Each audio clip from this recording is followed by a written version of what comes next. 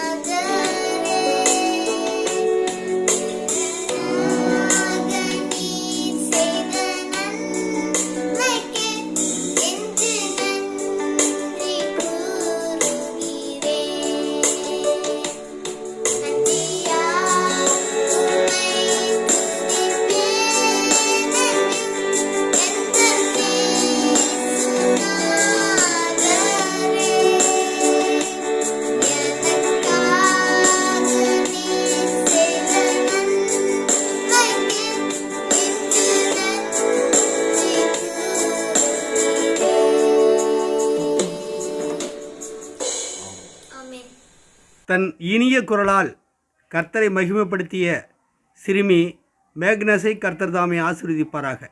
இப்பொழுதும் இந்த நாளிலே நமக்கு தேவனுடைய செய்தியை வழங்குவதற்காக நம்முடைய திருச்சபை எப்படியெல்லாம் வளர்ந்தது, நம்முடைய சபை சரித்திரம் எப்படியாக இருந்தது, நம்முடைய முற்பிதாக்கள் முன்னோர்கள் எப்படியெல்லாம் இந்த சபை வளர்ச்சிக்காக பாடுபட்டார்கள் என்பதை குறித்து நாம் தொடர்ந்து பாடங்களை படித்துக் கொண்டு வருகிறோம். அருமையான சகோதரர் வினோத் அவர்கள் நம்மிடத்தில் இருப்பது மிகுந்த மகிழ்ச்சி. அவர்கள் ஒவ்வொரு நாளும் இப்படிப்பட்டதான மேன்மையான சத்தியங்களை நமக்கு வழங்கி வருகிறார்கள். அவர்கள் நம்மிடத்தில் இருப்பது மிகுந்த மகிழ்ச்சி. அவர்களை நான் அன்போடு நாம் வாழ்த்தி வரவேற்று நம்முடைய சபை சரித்திரத்தை குறித்து அவர்கள் இந்த நாளில் நமக்கு எடுப்பார்கள். அவர்களை நான் அன்போடு இந்த மேசியா டிவியின் சார்பாக அவர்களை வாழ்த்தி வரவேற்று கொள்கிறேன். கர்த்தர் தாமே அவர்களை ஆசீர்வதிப்பாராக. ஜெபம் செய்வோம். பரலோகத்தின் அன்பு தேவனே, ஸ்தோத்திரிக்கிறோம், நன்றி செலுத்துகிறோம். அப்பா, நன்றி ராஜா. அந்த நாளின் காரியங்களை முற்றிலுமாக இந்த கரங்களும் நாங்கள் ஒப்புக் கொடுக்கிறோம்ப்பா. மீண்டுமாக மேசியா தொலைக்காட்சி வாயிலாக ஆண்டவரே உடைய சத்தியங்களை பகிர்ந்து கொள்வதற்கு கர்த்தர் பாராட்டிய இந்த கிருபைக்காய் உம்மை ஸ்தோத்திரிக்கிறோம், நன்றி செலுத்துகிறோம் ராஜா. தொடர்ந்து தேவ கிருபை எங்களோடு கூட இருக்கட்டும். ஆண்டவரே, இந்த டெக்னாலஜி மாற்றத்திற்குள்ளாக, இந்த விஞ்ஞான வளர்ச்சிக்கு உள்ளாக நாங்கள் கடந்தோடி சென்று கொண்டிருக்கிறோம். இதை சரி செய்வதற்குரிய ஞானம் எங்களுக்கு இல்லை ஆண்டவரே. பேசக்கூடிய வார்த்தைகள், பகிர்ந்து கொள்ள வேண்டும் என்று நீர் தீர்மானித்த வார்த்தைகள் சரிவர பகிர்ந்து கொள்ளப்படுவதற்கும் அது சரிவர டெலிகாஸ்ட் ஆவதற்கும் கர்த்தர் கிருபை பாராட்டுங்க. தொடர்ந்து தேவ கிருபை எங்களோடு கூட இருக்கட்டும். எங்களை காத்துக் கொள்ளுங்க, வழிநடத்துங்க. இந்த நேரம் முழுவதும் தெய்வீக கரம், தெய்வீக வல்லமை, ஆவியாளருடைய அபிஷேகமும் வழிநடத்துதலும் எங்கள் ஒவ்வொரு மீதும் இறங்கட்டும் ஆண்டவரே. எங்கள் ஆண்டவரும் இரட்சகருமாகிய இயேசு கிறிஸ்து நாமத்தில் இருக்கிறோம் நல்ல பிதாவே, ஆமென். கடந்த நாட்களிலே நம்முடைய சபை சரித்திரத்தை குறித்து நாம் படித்துக் கொண்டு வந்தோம். இந்த நாளிலே சபை சரித்திரத்தின் 3வது பகுதிக்குள்ளாக நாம் கடந்து செல்ல இருக்கிறோம். முதல் பகுதியிலே தேவன், இது என்னுடைய ஜனம், இது என்னுடைய ஸ்தலம், தேசம் என்று அநேக காரியங்களை வேதாகமத்திலிருந்து நமக்கு விளக்கி காட்டினார். அப்படியாக இந்த திருச்சபையானது இது தேவனுடைய திருச்சபையாக இருக்கிறது என்பதையும் நாம் தொடர்ந்து படித்துக் கொண்டு வருகிறோம். இந்த நாளிலே இந்த church history of the seventh day adventist church, 7ஆம் நாள் அட்வென்ட் திருச்சபையினுடைய சபை சரித்திரத்தின் 3ஆம் பாகத்திற்குள்ளாக நாம் கடந்தோடி செல்கிறோம். இந்த நாளிலே நாம் தெரிந்து கொள்ளக்கூடிய அநேக காரியங்கள்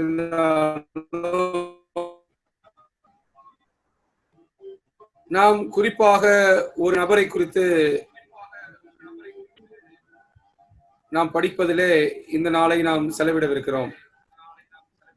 நம்முடைய முற்பிதாக்கள், இந்த திருச்சபையின் முன்னோடிகள் அநேகர் இருந்த போதிலும்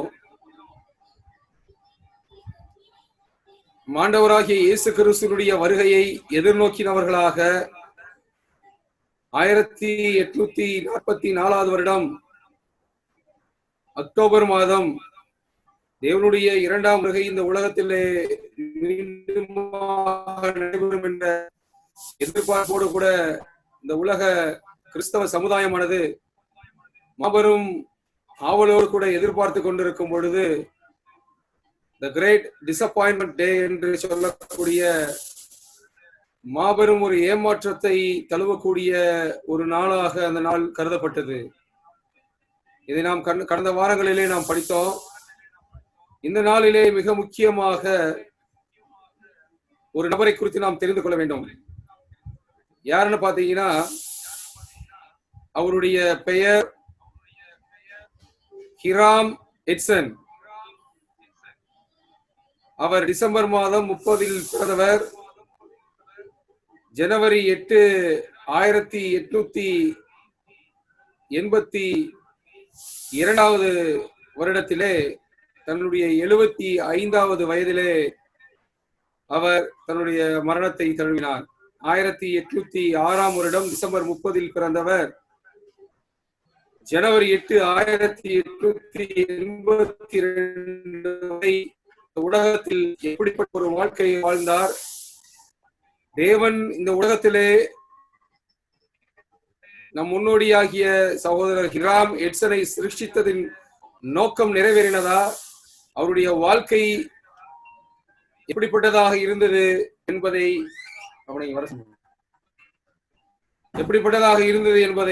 நாம் இந்த நாளிலே கற்றுக்கொள்ள இருக்கிறோம். அவருடைய ஆரம்ப கால வாழ்க்கை, ஹிராம் எட்சன் ஒரு வளமான விவசாயியாக இருந்தார். தன்னுடைய வாழ்க்கையிலே தமக்கு தேவையான எல்லாவற்றையும் தன்னுடைய நிலத்திலிருந்து விவசாயம் செய்து அதன் மூலியமாக தன்னுடைய ஜீவியத்தையும் தனக்கு தேவையான வருமானத்தையும் ஈட்டிக் கொண்டவராக ஒரு வாழ்க்கையை வாழ்ந்து வந்தவர் அருமை சகோதரர் ஹிராம் எட்சன் அவர்கள். நம்மளுடைய மூதாதையர், நம்மளுடைய முன்னோடி, திருச்சபையின் முக்கிய ஒரு ஆத்மாவாக இவர் திகழ்கின்றார். அவருக்கு 2 மனைவிகள் இருந்தனர். முதல் மனைவி இறந்த பிறகு மறுமணம் செய்து அவர்களுக்கும் குழந்தைகள் பிறந்திருந்தார்கள். 1843 3ஆம் வருடத்திலே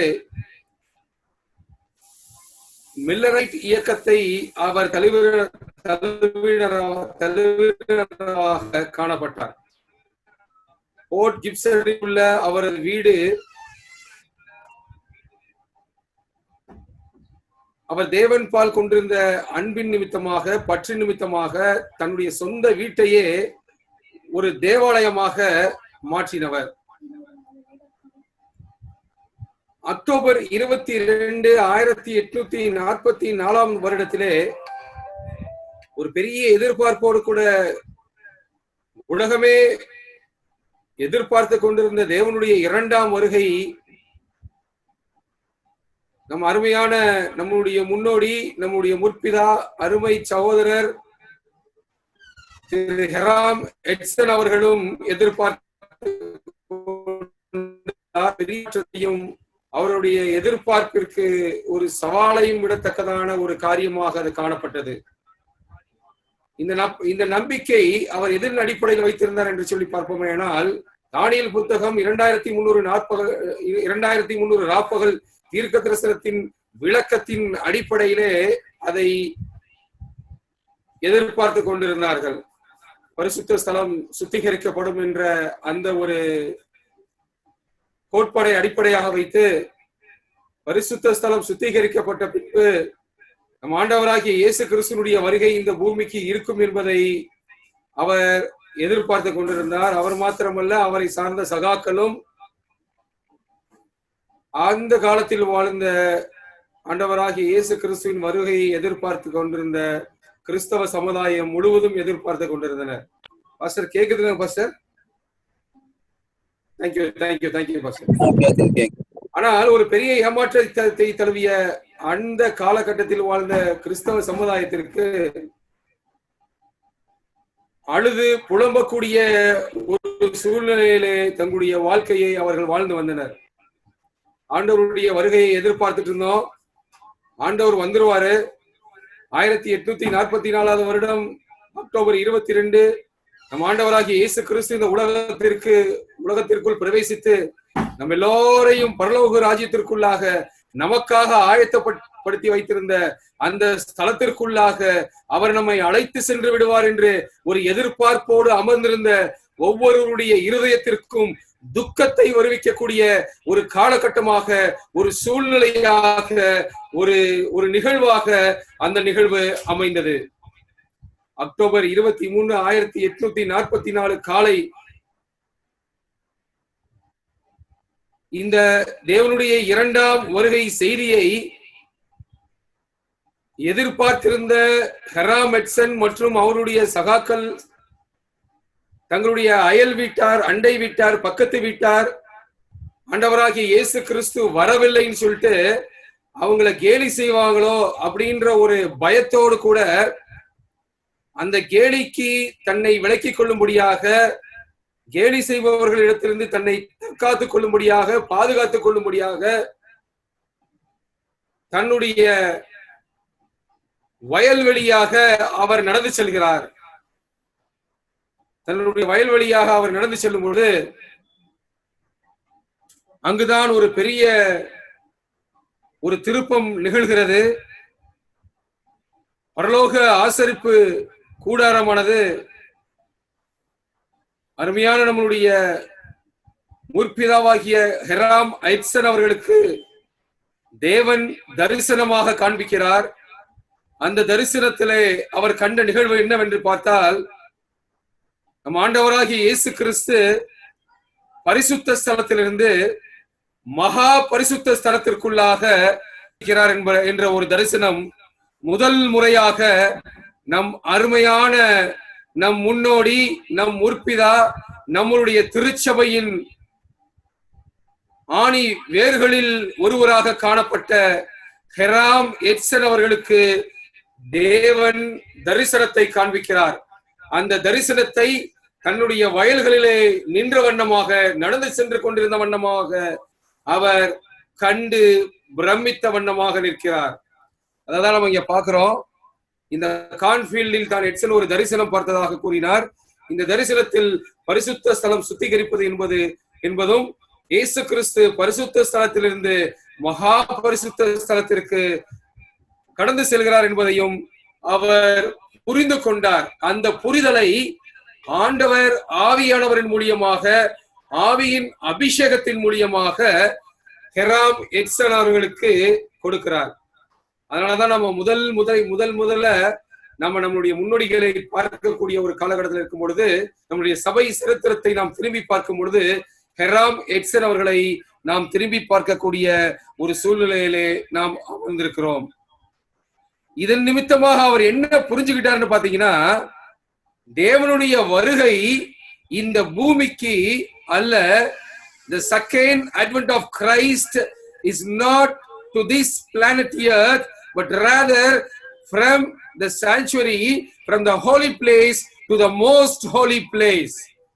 இந்த பூமி கோளுக்கு, இந்த பூமிக்கு அவருடைய வருகை, இரண்டாம் வருகை அந்த தருணத்திலே அல்ல, மாறாக பரலோக ஆசரிப்பு கூடாரத்திலே பரிசுத்த ஸ்தலத்திலிருந்து மகா பரிசுத்த ஸ்தலத்திற்குள்ளாக அவர் கடந்து சென்றார் என்ற ஒரு உண்மையை ஹெராம் எட்சன் அவர்களுக்கு இந்த உலக கிறிஸ்தவ சமுதாயத்திற்கு தெரியப்படுத்த வேண்டிய ஒரு சத்தியத்தை முதல் முறையாக தேவன் ஹெராம் எட்சன் அவர்களுக்கு தரிசனத்தின் மூலியமாக வெளிப்படுத்துகிறார்.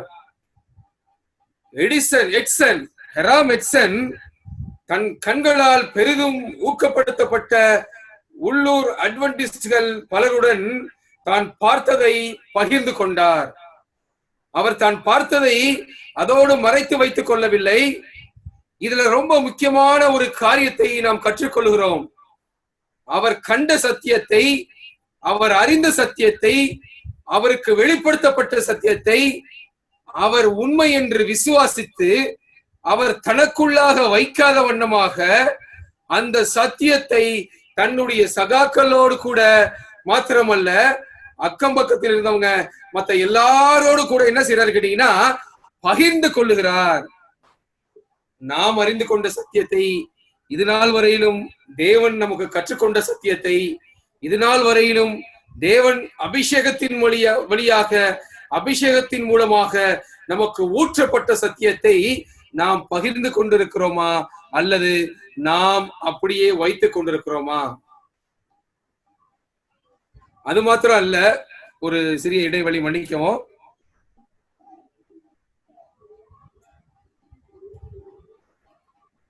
அது மாத்திரம் அல்ல, 2 நபர்கள், அவருடைய நெருங்கிய நண்பர்களான 2 நபர்கள், ORL குரோய்சியர் மற்றும் பிராங்க்லின், அதாவது ஆங்கிலத்துல இதை நான் சொல்லும் பொழுது வேற மாதிரி நம்ம உச்சரிப்போம், ஆனால் தமிழில் தமிழாக்கம் பண்ணியிருக்கும் பொழுது பிராங்க்லின் பீஹான் ஆகியோருடன் அவர் என்ன செஞ்சார்னு கேட்டீங்கன்னா, அமர்ந்து வேத ஆராய்ச்சியிலே ஈடுபட்டார். அவருக்கு கொடுக்கப்பட்ட அந்த தரிசனத்தை குறித்து இயேசு கிறிஸ்துவானவர் பரிசுத்த ஸ்தலத்திலிருந்து மகா பரிசுத்த ஸ்தலத்திற்குள் சென்றிருக்கிறார் என்ற அந்த உண்மையை அவர்களோடு கூட இணைந்து அவர் ஆராய்ச்சி செய்வதிலே அவர் முக்கிய பங்கு வகித்தவராக காணப்பட்டார். நாமளும் நமக்கு அநேக சத்தியங்கள் வெளிப்படுத்தப்பட்டிருக்கிறது. நம்ம அநேக காரியங்களை நாம் தனியாக படிச்சுக்கிட்டு இருக்கிறோம். ஆனால் நமக்கும் இப்படிப்பட்ட ஆவிக்குரிய சிநேகங்கள், உலக சிநேகம் தான் தேவனுக்கு விரோதமானதுன்னு சொல்றார் ஆண்டவர். ஆனா ஆவிக்குரிய சிநேகம் தேவனுக்கு பிரியமானதாகத்தான் கருதப்படும். ஆகவே அப்படிப்பட்ட ஆவிக்குரிய சிநேகிதர்களையும் சகோதரர்களையும் நாம் அரவணைத்து அவர்களோடு கூட நாமும் இணைந்து எப்படி ஹெராம் எட்சன் ORL குரோய்சியரோடும் பிராங்க்லினோடும் இணைந்து ஒரு வேத ஆராய்ச்சியிலே ஈடுபட்டாரோ அப்படிப்பட்ட ஒரு அனுபவத்தை நம்முடைய வாழ்க்கையிலும் நாம் என்ன செஞ்சோம்னு கேட்டீங்கன்னா பெற்றுக்கொள்ளணும். அது மாத்திரம் இல்ல, நாள் வடிவில் அவங்க என்ன செஞ்சான்னு கேட்டீங்கன்னா ஒரு பத்திரிகையை அவர்கள் ஆரம்பிக்கிறார்கள். டே டான் என்று சொல்லக்கூடிய ஒரு பத்திரிகையை அவர்கள் ஆரம்பிக்கிறார்கள். இந்த பத்திரிகையின் மூலியமாக அநேக ஆத்துமாக்களை அவர்கள் சந்திப்பதற்கு இந்த பத்திரிகையானது, டே டான் என்று சொல்லக்கூடிய இந்த பத்திரிகையானது உறுதுணையாக இருக்கிறது. இன்று முடக்கப்பட்டவர்களாக கட்டுக்குள்ளாக ஒரு குவாரண்டைன்ல இருக்கிறது நம்ம இந்த காலகட்டத்துல. இப்படிப்பட்ட மேசியா டிவி போன்ற முயற்சிகள் எடுக்கப்பட்டு கொண்டிருக்கிறது. இது வரவேற்கத்தக்கது, ஆசீர்வாதமானது.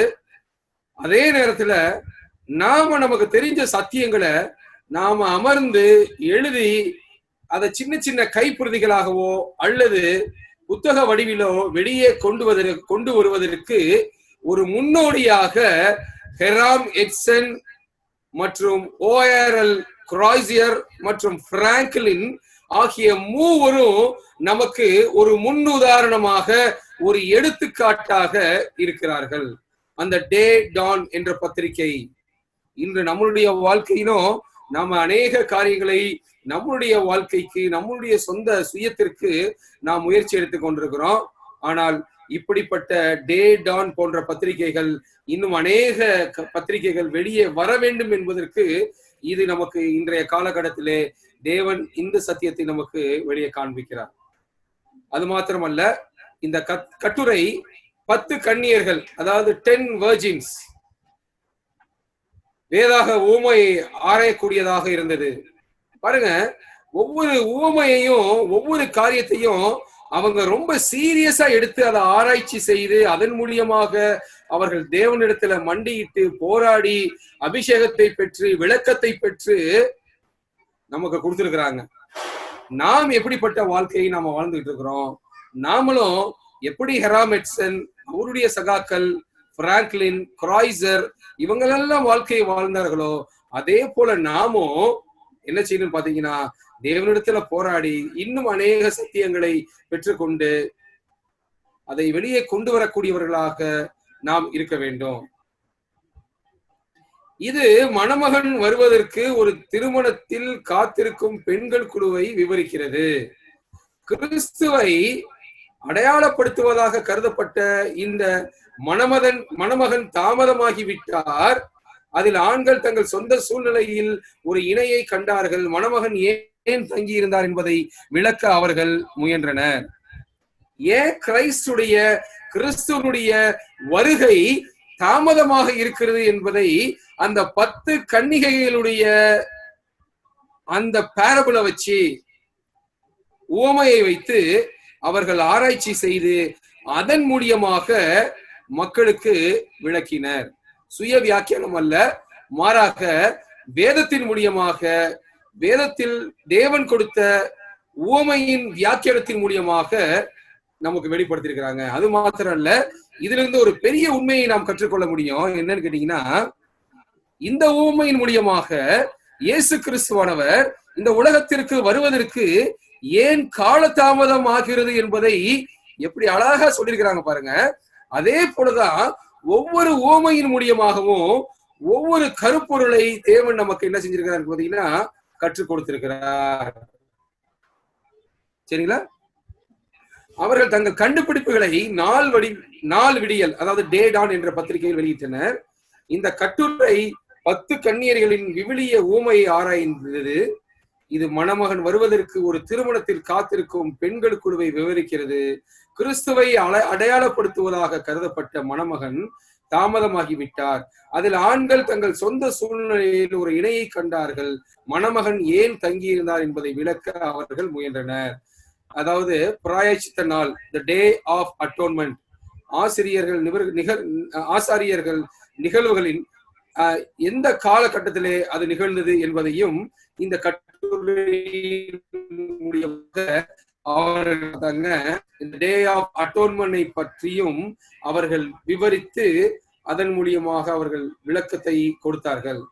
குரோசியர், ஹான் மற்றும் எட்சன் ஆகியோரால் வெளியிடப்பட்ட கண்டுபிடிப்புகள் பரலோகத்தில் உள்ள பரலோக ஆசரிப்பு கூடம் பற்றியும் அதை பற்றிய ஒரு புதிய புரிதலுக்கு அது வழிவகுத்தது.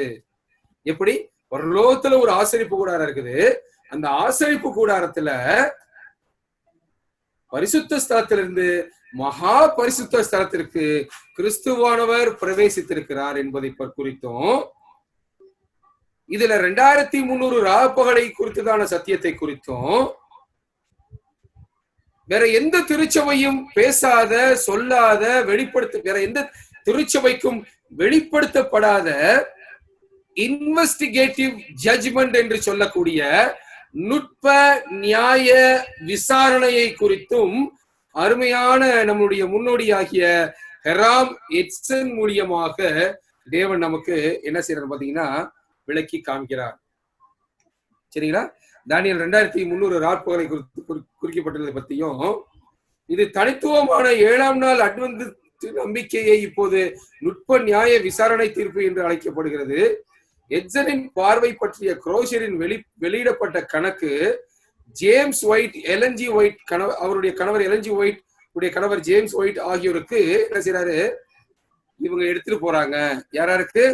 ஜேம்ஸ் ஒயிட்டுக்கு, எல்என்ஜி ஒயிட்டுக்கு மற்றும் ஜோசப் பேட்ஸ் ஆகிய மூவருக்கும் ஹெராம் எட்சனுடைய இந்த கணிப்பு, இந்த கணக்கு, இந்த வெளிப்பாடு, இந்த சத்திய அபிஷேகம் எல்லாத்தையும் அவங்க எங்க எடுத்துட்டு போறாங்கன்னா, இந்த நம்முடைய முற்பிதாக்கள் ஜேம்ஸ் ஒயிட், எல்என்ஜி ஒயிட் மற்றும் ஜோசப் பேட்ஸ் ஆகியோருக்கு எடுத்து போறாங்க. அவங்களும் என்ன செய்யறாங்க, அதை குறித்து ஆராய்ச்சி செய்து ஒரு தீர்க்கமான முடிவெடுத்து அவர்களில் சில நியூயார்க்கில் உள்ள எட்சனின், அதாவது ஹெராம் எட்சனிடம் சென்று அவரை 7ஆம் நாள் ஓய்வு நாள் சத்தியத்தை குறித்து அவருக்கு வெளிப்படுத்தி இந்த 7ஆம் நாள் அட்வென்ட் திருச்சபையின் அங்கத்தினராக மாற்றுகிறார்கள். பாருங்க, இந்த சத்தியம் அவருக்கு வெளிப்படுத்தப்பட்டுச்சு. இவரு நம்ம சத்தியத்துக்குள்ள இல்ல அப்படின்னு சொல்லல. மாறாக திரு ஜோசப் பேட்ஸ், ஜேம்ஸ் ஒயிட், அம்மையார் மூவரும் இதை குறித்து ஆராய்ச்சி செய்து யார்கிட்ட, ஹெராம் எட்சன் அவர்களிடத்துல சென்று அவர்களிடத்துல பேசி ஓய்வு நாள் சத்தியத்தையும் அவங்களுக்கு எடுத்து கூறி என்ன செய்யறாங்கன்னு கேட்டீங்கன்னா, ஓய்வு நாள் சத்தியத்தையும் அவங்களுக்கு எடுத்து கூறி என்ன செய்யறாங்கன்னு கேட்டீங்கன்னா, அவரையும் ஹெராம் எட்சனையும் அவருடைய சகாக்களையும் என்ன செய்யறாங்க, நம்முடைய திருச்சபையின் ஒரு அங்கமாக மாத்துறாங்க. அது மாத்திரம் இல்ல, அவருடைய பிந்தைய வாழ்க்கையை நாம் பார்க்கும் பொழுது 1855 ஒரு மறுமலர்ச்சியின் முடிவில் எட்சன் ஒரு உள்ளூர் தேவாலய மூப்பராக நியமிக்கப்பட்டார். ஃபர்ஸ்ட் அவரை என்ன செய்யறாங்க கேட்டீங்கன்னா, ஒரு எல்டர் ஆர்டினேஷன் கொடுத்து ஒரு எல்டரா அவரை நியமிக்கிறாங்க. சரிங்களா? அதுக்கப்புறம் அவர் என்ன செய்யறாரு, ஜே.என். லக்பரோ ஆகியோருடன் பணியாற்றினார். ஜோசப் பேட்ஸ், மற்றும் இந்த குழுவோடு கூட அவர் இணைந்து இவர்களுடைய பண தேவைகள் நிறைய இருக்குது, சத்தியத்தை வெளியில எடுத்துட்டு செல்லணும், சத்தியத்தை வெளியில எடுத்து செல்றதற்கு நிறைய பணம் செலவாகும் அப்படின்னு சொல்லிட்டு அவர் என்ன செய்யறாரு பாருங்க. அவர் தனது செலவுகளை செலுத்துவதற்காக கோடையில் தொடர்ந்து விவசாயம் செய்தார்.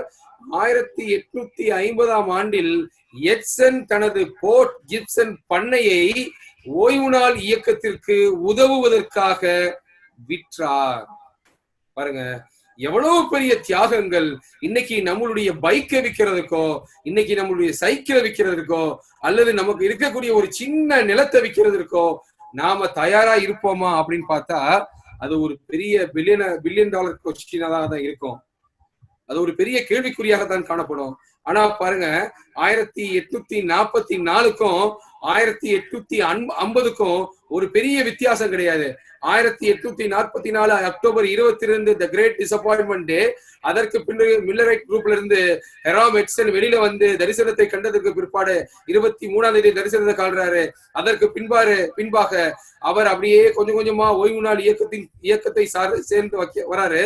இந்த குழுவோடு கூட சேர்ந்து இந்த 5 வருட காலகட்டத்திற்குள்ள அவர் தன்னுடைய பண்ணை வீட்டையும் தன்னுடைய பண்ணையையும் நம்முடைய ஓய்வு நாள் சத்தியத்திற்காக விற்கக்கூடிய அளவிற்கு ஒரு தியாக மனப்பான்மை படைத்தவராக, தேவனுக்கென்று தன்னை ஒப்பு கொடுக்கக்கூடிய அந்த ஒப்பு கொடுக்கக்கூடிய ஒரு ஒப்புதல் இருக்கக்கூடிய ஒரு மகனாக இந்த திருச்சபையை உருவாக்குவதற்கு அவர்கள் எல்லாம் என்ன செஞ்சிருக்கிறாங்க கேட்டீங்கன்னா ஒரு பெரிய ஒரு ஆணி வேராக திகழ்ந்திருக்கிறார்கள்.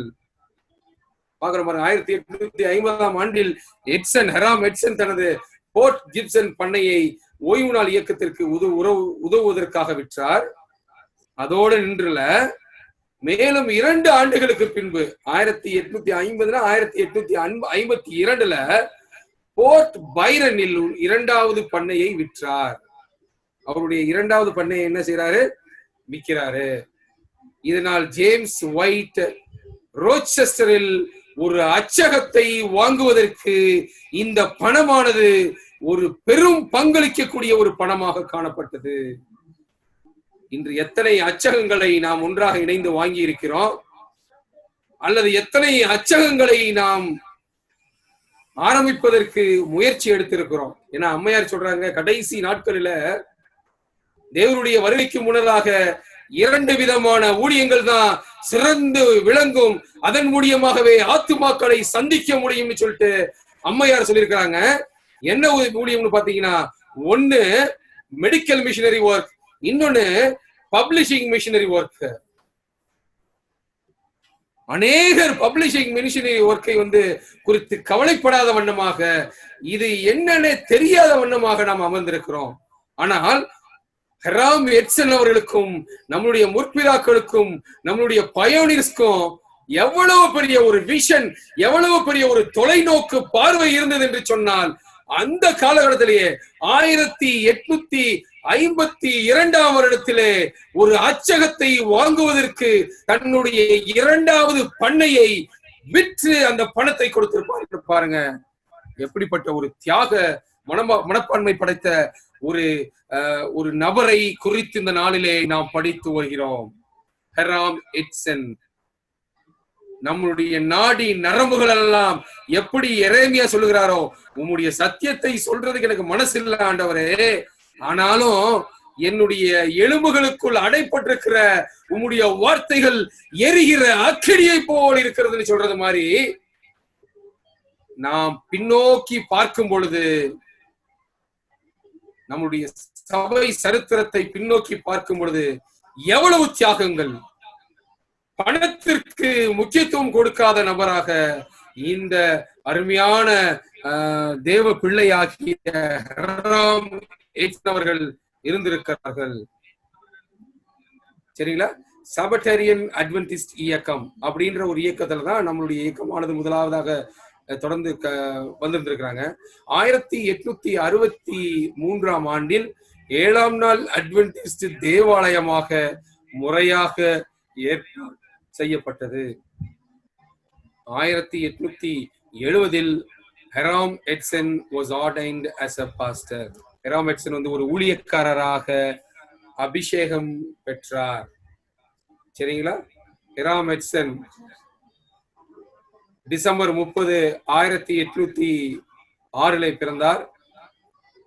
ஜனவரி 8, 1882 வருடம் ஈஸ்ட் பலர்மோ என்று சொல்லக்கூடிய ஒரு பகுதியிலே தன்னுடைய 75வது வருடத்திலே மரணத்தை தழுவினார்.